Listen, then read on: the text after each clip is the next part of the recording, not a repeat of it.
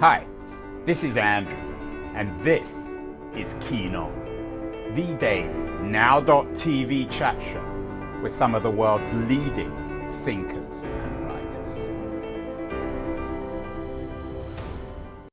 Hello, everybody. It's Sunday, September the 10th, 2023. Wall Street is shut today. The markets are shut, but that doesn't mean we can't discuss them. Yesterday, excuse me, I'm going to cough. Yesterday, we had an interesting show with the historian Nelson Lichtenstein. He has a new book out on Bill Clinton, A Fabulous Failure, the Clinton Presidency and the Transformation of American Capitalism. And Lichtenstein's argument is that Clinton failed because he didn't take on Wall Street. He didn't try and control Wall Street, so to speak, tame the street. He blames Robert Rubin in part for that, or certainly the conservatives or relative conservatives around Clinton. This is, of course, a perennial issue in my discussion with Nelson Lichtenstein. He argued that not much has changed. I said, what about the digital economy and new opportunities, new structures, new ways of doing business? He said nothing much has changed since the New Deal or even the turn of the 20th century, and we can still learn a great deal from the New Deal, which is appropriate because we are talking not just about the New Deal, but taming the street today with my guest, Diana Henriques, who is a very distinguished journalism, a financial journalist. Some of you will be familiar with her best-selling book, The Wizard of Lies, a book about Bernie Madoff. And she's back now with this important book, Remembering How FDR quite literally tamed the street. She is talking to us from Hoboken, just over the Hudson River from Wall Street. Diana, welcome. Congratulations. The book is out next week. People can already order it. I don't want to talk too much about Bill Clinton, but do you think Nelson Lichtenstein has a point? I really do. That Clinton missed the boat, so to speak, in terms of taming the street? Yeah, there's a wonderful quote that Clinton offered at one point in private, but it showed up in a later biography, where he was saying that basically the Democrats of his era are Eisenhower light.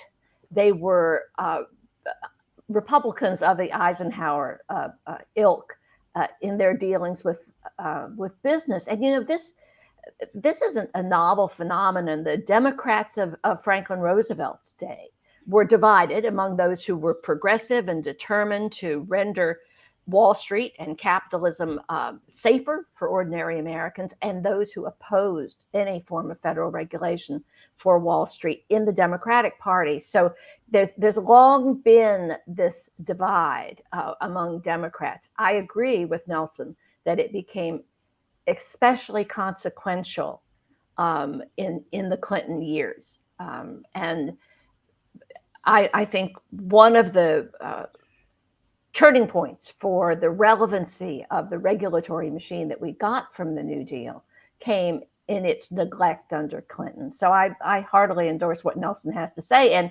especially what he had to say about how we have a lot to learn from the New Deal. That's why I wrote this book, obviously.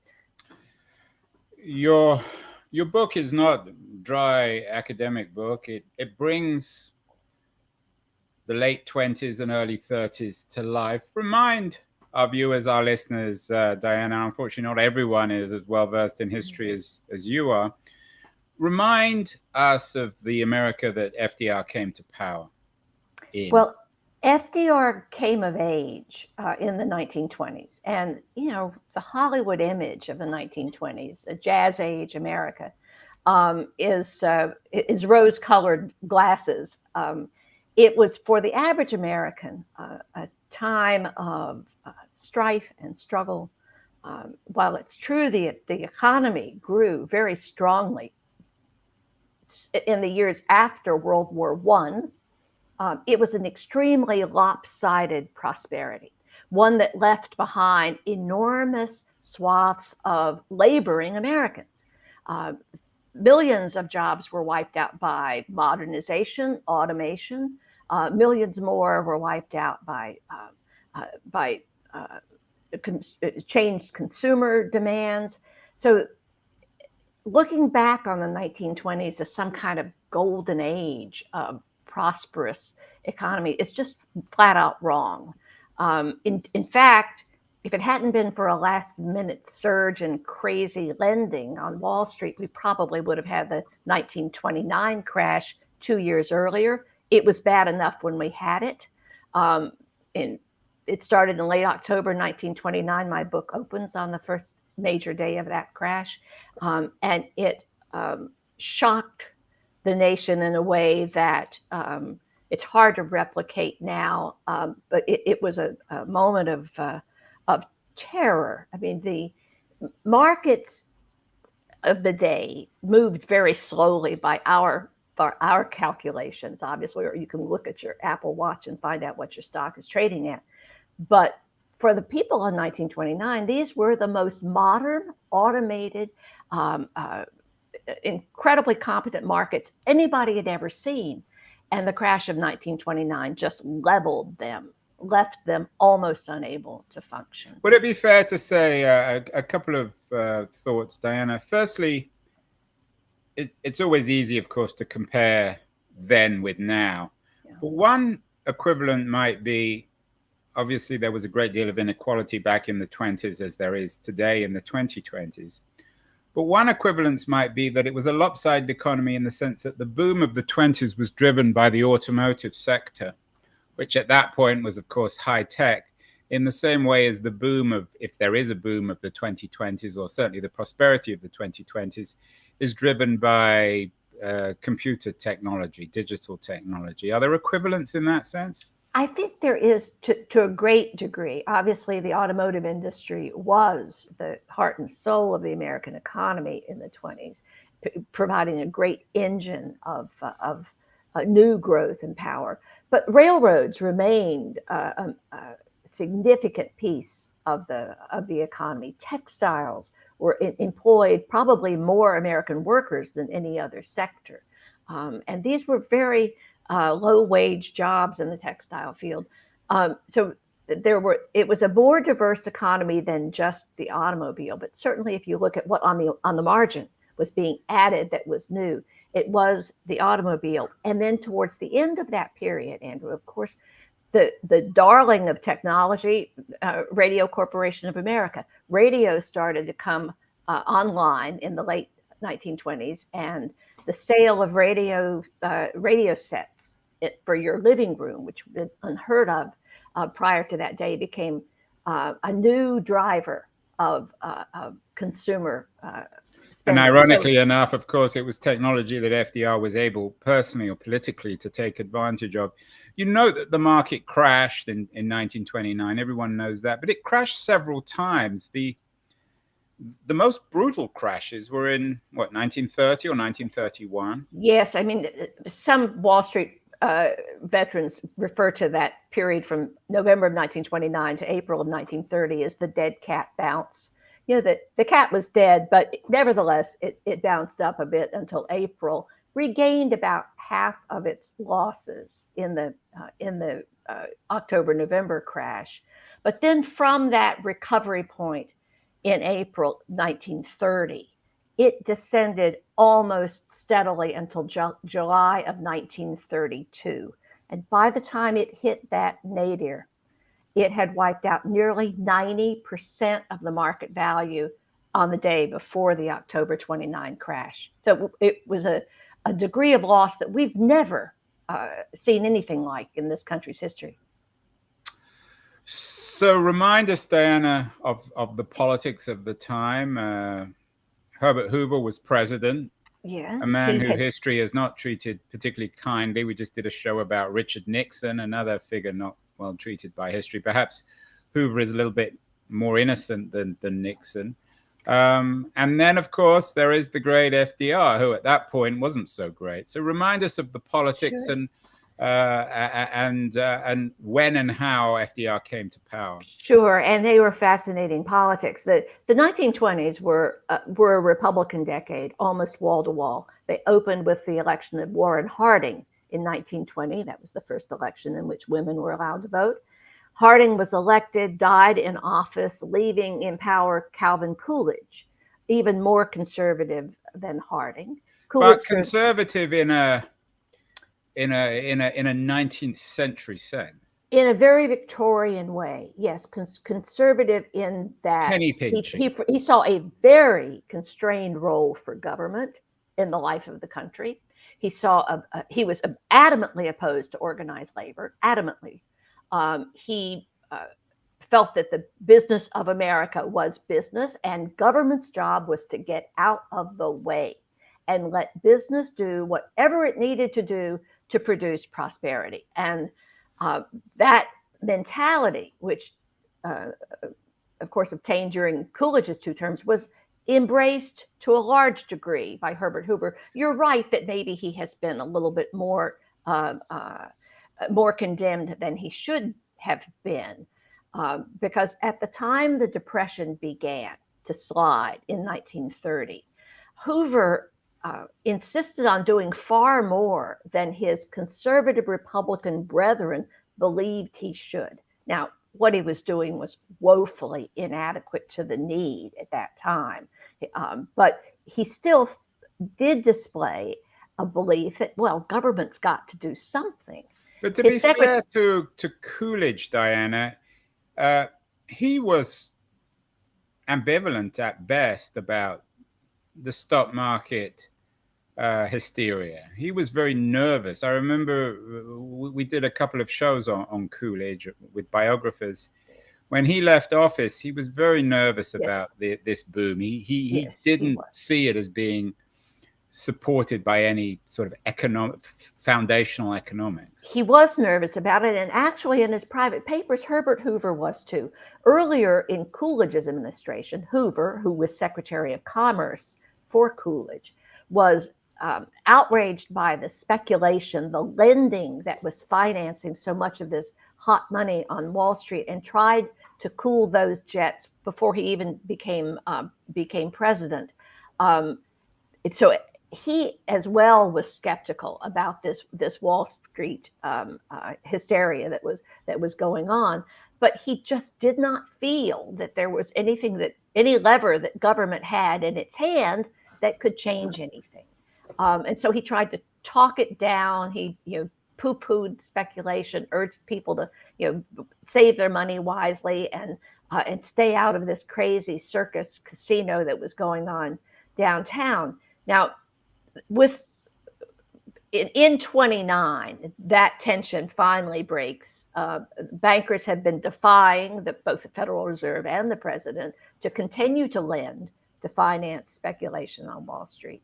With the crash of 29, that breaks apart. And very quickly into the 30s, you see a collapse in consumer demand, a sharp increase in unemployment, cut back in hours and wages in manufacturing all across the country. And by the end of 1930, Hoover knows he has a very, very serious problem. And the irony of Hoover, of course, is he was a technocrat. He made his name. An engineer, he made his name in the First World War, successfully managing the war effort in Belgium. So there's a great deal of irony. A Stanford-educated fellow who probably would be quite at home these days in Silicon Valley. So let's remind ourselves of the politics within the Democratic Party, because that wasn't monolithic either when it came to Wall Street or capitalism. It wasn't. In that 1928 election is intriguing to look at, as you point out, from both sides of the partisan divide.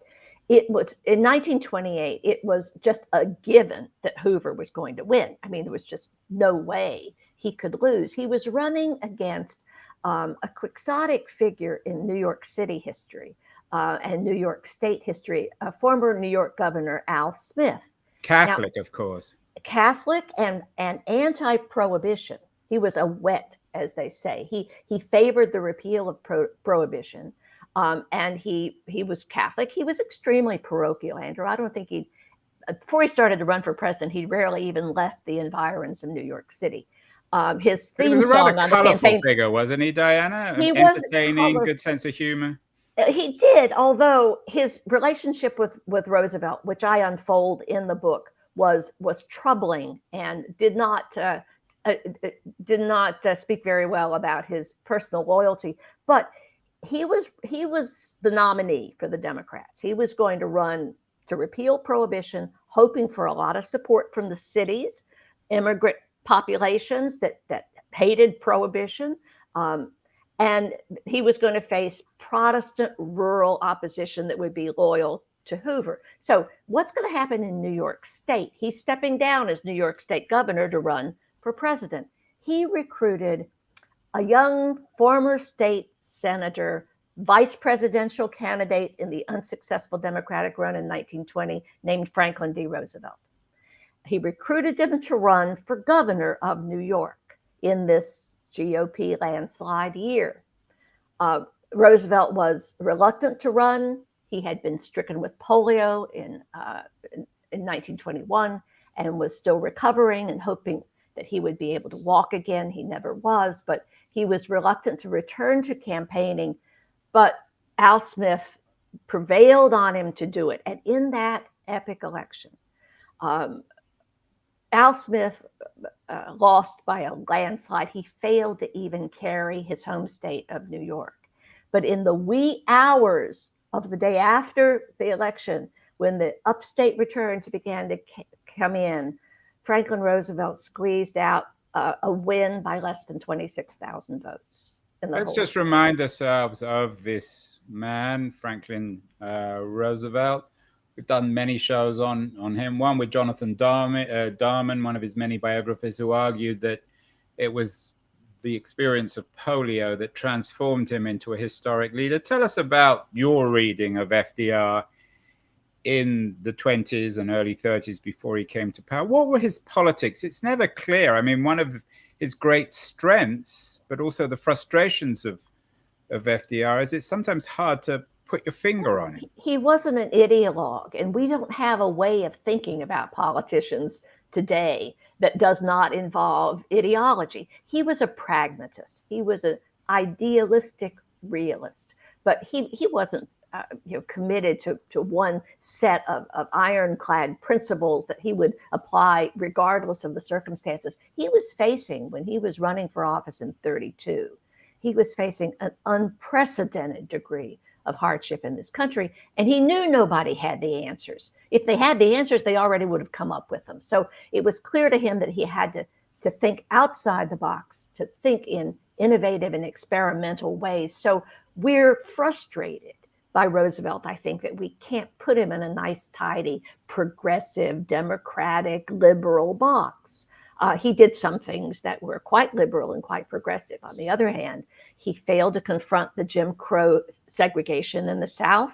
And as a result, many of his programs shortchanged Black Americans. Yeah, I'm not sure if you've been up to the FDR, I'm sure you have, the FDR Museum in Hyde Park, and I was just there for a wonderful exhibition on FDR and African Americans. Yes, and it's absolutely worth seeing. So FDR was by no means perfect, but he was a pragmatist who was committed to making democracy work. And I think, if you'll indulge me for a minute, I think it's worth reminding people that of the circumstances that prevailed at the time he was sworn in March of 1933. Yeah, we need to remind ourselves that there was no safety net of any kind. There was no safety net. More than 25% of this country was out of work. And people who did have jobs were on short wages or short hours or scared to death they were going to lose their jobs. As the day when he was sworn in, every state in the Union had either closed its banks or restricted withdrawals from its banks to save them from runs by panicked depositors. And with the banks closed, it was impossible for our financial markets to function. So our commodity markets and our stock exchanges, including the premier exchange, the New York Stock Exchange, had closed their doors during the night before Roosevelt was sworn in on Saturday, March 4th, 1933. So he took office in a nation that was almost on its knees. Manufacturing had almost completely stopped. Consumer spending had almost completely stopped. Unemployment was through the roof, and in many cities it was 40%, 50% at a city level. The banks had stopped and our financial markets had stopped. It's hard for us to imagine. Yeah, it could have been, the whole thing could have been written by a was. Hollywood scriptwriter. Oh, it was desperate. And that circumstance, all of those circumstances that had been building through 2.5, almost 3 desperate Depression years, had had a political consequence. On the left and on the right, extremists were becoming increasingly active, increasingly angry, increasingly rebellious against mainstream democracy. And Roosevelt knew that. He knew that he had one roll of the dice here to persuade the American people that democracy could get them out of this. Because and it's worth reminding everyone, of course, that Mussolini was in power in Italy. Hitler had come to power in Germany. So, yes. So we're going to take you've got us to 1932 when FDR won the election, came to power, Diana. We're going to take a short break now, and then afterwards I want to get into the meat of the book, Taming the Streets. So we are talking with Diana Henriques, the author of Taming the Street, a wonderful new book about FDR's successful challenge to Wall Street and capitalism in the 1930s. We're going to take a short break. We're going to remind everyone that the show is sponsored by Liberties magazine. We're going to run a short ad for that, and then we'll be back in 2 seconds. Beyond the news, the noise, there is nuance, insight. Liberties is not just a journal of ideas. It's a meteor of intelligent substance. It's the place to be for engaged citizens. Politics, opinion, substance. Liberties is a triumph for freedom of thought. A quarterly of urgency, of cultural exploration, of intellectual delight, of immaculate prose. It's invaluable. Subscribe now or find Liberties at your favorite bookseller. And you can check out more about Liberties at libertiesquarterly.com. We are talking with the great Diana Henriques, the author of Taming the Street, The Old Guard, The New Deal, and FDR's fight to regulate American capitalism. In the first half of the show, we set the scene for the 1930s. So, Diana, take it away. What happens when he comes to power? Well, one of the most remarkable periods of legislative activity in this country's history followed his swearing in on March 4th. It came to be known as the 100 Days. And in the first 100 days of FDR's administration, he almost single-handedly saved the banking system. Now, he saved it by imbuing confidence back into the system. Herbert Hoover had been nagging Roosevelt to repudiate his New Deal, all these plans for business regulation, all these plans for public spending, saying that people were pulling their money out of the banks because they didn't trust the New Deal and FDR. And FDR said, no, I think they're pulling their money out of the banks because they don't trust the banks. And so he imposed a 4-day bank moratorium, got emergency bank legislation adopted, and when the banks reopened, people lined up around the block to put money into them, not to take money out. So starting with the banking crisis, which was the topic of his very first fireside chat. These were personal radio conversations that Roosevelt had with the American people. He was a great master of radio, as you said earlier. And that first topic was the banking system. Here's what we're doing to fix it. Here's what you have to do as citizens to help us work this out. And together, we'll pull it together. And he did. Among the other bills that he passed in that first 100 days was something called the Truth in Securities Bill. And he campaigned on this quite clearly. He said that the day of Wall Street being able to sell stocks and bonds with deceptive lies and bogus made-up numbers and obfuscation were over. From here on out, if you were going to sell securities to the American public, you had to tell them the truth about what that company did with financials provided. So the Truth in Securities Bill, which we now call the 1933 Securities Act, was enacted in that first 100 days. It took a little longer to get the big Wall Street watchdogs set up. It wasn't until the summer of 1934 that Roosevelt was able to get that set up. But along the way, He pushed through banking legislation that strengthened the Federal Reserve and that set up the FDIC to ensure bank deposits and make sure that people were not ruined and had their nest eggs completely smashed if their banks crashed. 34, he gets passage, and it was a hard-won fight because Wall Street was fighting him every step of the way. He wins passage of the Securities Exchange Act of 1934 that created the Securities and Exchange Commission. Then he shocks all his new dealers by picking as its first chairman one of the wiliest Wall Street speculators on the street, Joseph P. Kennedy. Yeah, and that's one of the surprising things about your book is that Joe Kennedy hasn't had the greatest of presses, but he comes out somewhat heroically in this narrative. Is that fair? Well, I follow him into his darker years in the book, but I do give him credit for his management of the SEC in its earliest days. I call it a masterpiece of public service, and it was. He took words on paper on a couple of statutes and gave them flesh and blood and muscle and made them work, hired great people to run it, established its independence, established a record of impartiality. One of the first things he did, which sounds a little unlike the Joe Kennedy of old, was he put all of his own investments into a personal trust and gave an order that no changes were to be made in his own portfolio so long as he was at the SEC. And that set an ethical standard to avoid conflicts of interest that spread through the whole agency. So he got this watchdog up and running for Roosevelt, and then handed it over to a young protege of his own and of Roosevelt's named Jim Landis.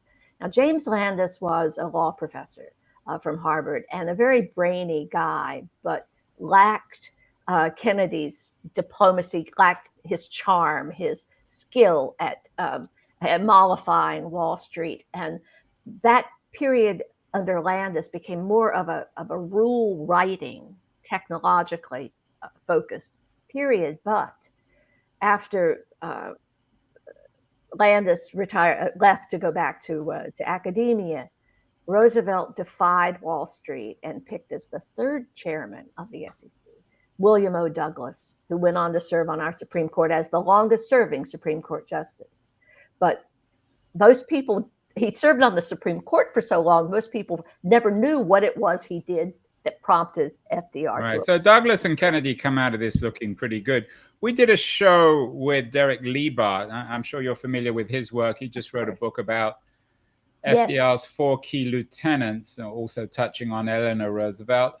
Thinking of Clinton and the divisions around the people who surrounded him, were the key lieutenants within the FDR, the early administration, were they all in agreement pretty much on his strategy?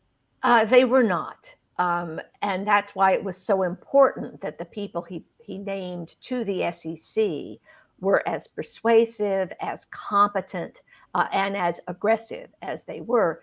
FDR's Secretary of the Treasury, Henry Morgenthau, felt from the beginning that Roosevelt was being too hostile towards business. And he was constantly nagging Roosevelt to be nicer to these business people, to not be so hostile and angry towards them, to try to placate them and mollify them. And so he was always kind of a drag on what FDR wanted to do in the area of financial reform. So he was the Rubin. To a large degree, although much less experienced than Rubin. I mean, Morgenthau was a decent, well-intentioned man, but he was a farmer from the Hudson Valley. I mean, he had very, very little experience in the work that Roosevelt gave him to do.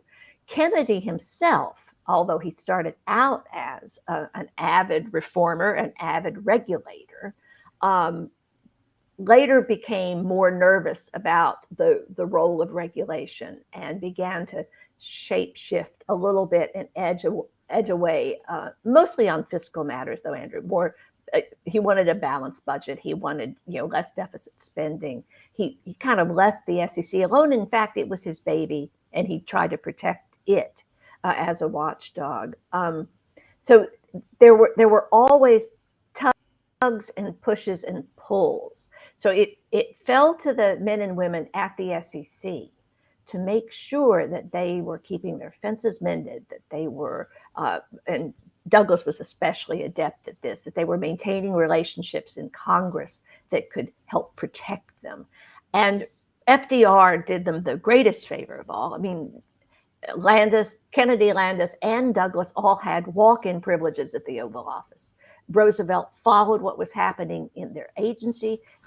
He knew who was attacking them. He defended them quite publicly and openly, which helped empower them, of course. And what about the economy, Diana? The argument against FDR is, had the Second World War not broken out, the American economy would still, if not be in depression, certainly wasn't energized. I don't think there's a strong economic case to make for that. I understand that there are those who feel that better monetary policy by the Fed would have helped sooner. But the fact is, between 1932 and 1938, so that is pre-arsenal of democracy enterprise in the U.S., between 32 and 33 and 38, the U.S. economy grew somewhere between 8% and 10% a year. So now, from very low numbers, we're talking about an economy on its knees. So yes, you're getting big annual increases as a result of fiscal stimulus and belatedly smarter Fed policy. But we do see an extraordinary revival. Unemployment was cut in half, and this is before 39. So it was still extraordinarily high by our standards, but nevertheless, it had fallen from 25% down to about 14%. So I don't think you can make a persuasive case that FDR was bailed out by the war. And and was this Taming of the Street, was it successfully articulated in political terms? We already talked about FDR's success on radio as a man able to articulate his vision, and was very much beloved by the American people, re-elected with increasing majorities in the 1930s. Was this spelled out, the Taming of the Street, this attempt to regulate American capitalism in the home of capitalism? It absolutely was. And I think that was one of the strongest elements of his case. He told the American people what he was going to do and why, that he was not going to let Wall Street revert to the bad old days that had brought the country to its knees. That just was not going to happen. And he was able to put this cop on Wall Street. That was his phrase. We need a cop on Wall Street, a watchdog, someone that could keep tabs and make sure that the overall honest people there were not undermined and outmatched by the crooks on the street. So I think he had a great publicity machine in the media, which was fascinating in covering this fight. And he also had a made-for-Hollywood opponent, an antagonist in this fight, in the person of Richard Whitney. Yeah, I looked at his photo, and he looks really unpleasant. Oh, that's not a good photo of him. This is the photo on Wikipedia. He's certainly not a man you'd buy a used car or a new car from. Oh, no, he actually was quite elegant. A Harvard rowing champ, tall, little barrel-chested, but always beautifully tailored, very dapper, and much better looking than that picture shows him. He was the president of the New York Stock Exchange. Acting president on the day of the crash, became officially president that following spring. So in April of 1930, just as the market is about to fall on its face, he takes over as president and remains president for the next 5 years. And that put him in the position of rallying the opposition to Roosevelt's reforms, which he did very effectively. There were near-run fights that I describe here in this book where if Whitney had had a few more weeks, he could have turned the tide and blocked what Roosevelt was trying to do. His his personal life was a great drama. And since anyone can look him up in Wikipedia, I'm not giving the plot of my book away to say that while he was fighting Roosevelt tooth and tongue to block these reforms, he was secretly an embezzler who was stealing from his own clients and breaking the rules. So there's a little bit of Bernie Madoff about it. Yeah, I saw some similarities actually. So it's a fascinating and an enormously important story. Let's fast forward to the 2020s. How relevant, Diana, is it today? I mean, the America of the 2020s, for all the inequality, is quite different from the America of the early 1930s, isn't it? In many ways it is, Andrew, but I think we face many of the same challenges that require an understanding of financial reform. For one thing, the old guard has never stopped fighting against the New Deal reforms. They're on the ballot in 2024, trust me. In his State of the Union address in 2018, Donald Trump bragged that no administration in history had ever repealed as many regulations as his had. And he intends to continue doing that if brought back into office. He also has appointed judges who are hostile to investor rights and very pro-business. There are cases moving through those more conservative courts that are going to raise real problems for our regulatory machinery as we inherited it from the New Deal. So the fight isn't over. It has to be met in every generation. Our watchdogs have been underfunded. They've been nibbled to death by ducks. We've seen, that death of 1,000 cuts, little bits of power taken away, areas put off limits. Look at the 2008 meltdown, which many people would be far more familiar with than the 1929 crash. One of the key sources of instability in 2008 was something called credit default swaps. Well, what were credit default swaps except a vast field of unregulated securities that were sweeping through the system and undermining the stability of the financial system. Look at cryptocurrency today. What is cryptocurrency but a vast field of unregulated unregulated pixels? I can't even call it a security. I'm not exactly sure. Is it just, in your view, essentially a Ponzi scheme? I won't call it a Ponzi scheme, but I think it is actually it's a solution looking for a problem. We've seen an enormous collapse in the crypto market in the last 2 years. There's no essential economic activity that we've been unable to carry out because of that. Now, if you can imagine, if our banks had been going through a similar crisis, the US dollar going through a similar crisis over the past 2 years, there'd be a lot that we would not be able to do as an economy. So it's hard for me to say that crypto is essential to our economy because it's been in chaos and nothing much has happened except a lot. And what about on the antitrust phrase? On the antitrust front, the Justice Department is just about to launch a major new case against Google. Is this relevant in terms of the 30s? It is. Monopoly power was one of the things that deeply concerned Roosevelt, and not just Roosevelt. His fifth cousin, of course. Absolutely. Teddy Roosevelt, who was actually Eleanor Roosevelt's uncle, is the easiest way to show that connection. Franklin Roosevelt was married to Teddy Roosevelt's niece. He actually gave her away when they were married in New York at the ceremony. So Teddy Roosevelt, too, had seen the rise of these trusts, huge combines of conglomerates that stifled competition, that either shut down or bought up every new innovator who tried to carve out a new space in the marketplace. So that had been a problem since the beginning of the 20th century, before Franklin Roosevelt came to power. But it remained a problem. The antitrust legislation that had been passed earlier in that in that period, the Sherman Antitrust Act, was falling into desuetude. It was not a useful tool that was being fully enforced, certainly not during the 1920s.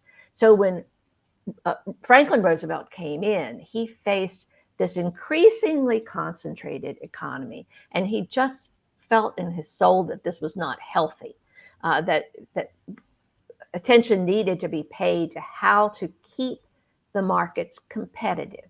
So he identified antitrust policy as important. He established and put in charge a very strong lawyer to head antitrust.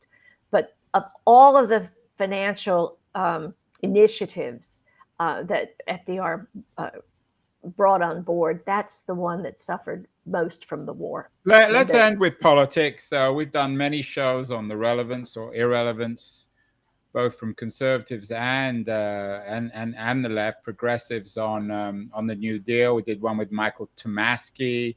I'm sure you're familiar with his work, The Middle Out. He says we need the progressives need. I love The Middle Out. The progressives need to go back and Biden to the New Deal.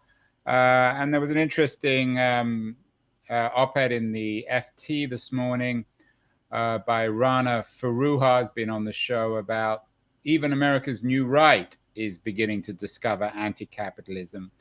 What should we learn in political terms today in the 2020s about regulating capitalism and addressing the political ramifications of that? I think it comes down to a question of communication. And I know that sounds overly simplistic, but I'll take the mantle of the great communicator right off Ronald Reagan and slap it on FDR, because Roosevelt was able to communicate exactly how seemingly esoteric things like federal bank deposit insurance or the Truth in Securities laws or the Securities and Exchange Commission paid benefits for the average American. And I think at a time when populism, I'm putting that in air quotes here, when populism is allegedly on the rise, if you look at its actual policies, it's not doing much to help us populi, us people. It's not doing much to make our investments safer, to make our playing field a little more level for us and especially for our kids. So I think the political moment now is an opportunity to re-embrace our inner Franklin Roosevelt, to re-embrace the ideals that he brought into office. One of the most haunting things Roosevelt ever said was when some visitor at the White House said, well, if you can cure this depression, you'll be our greatest president. But if you can't, you'll be our worst. And Roosevelt corrected and he said, no, if I can't, I'll be our last. He knew that democracy had one more chance to fix this economy and to turn it into something that benefited average Americans. I think we're close to another moment like that, where Americans need to be educated about how a regulated economy, regulated capitalism benefits them.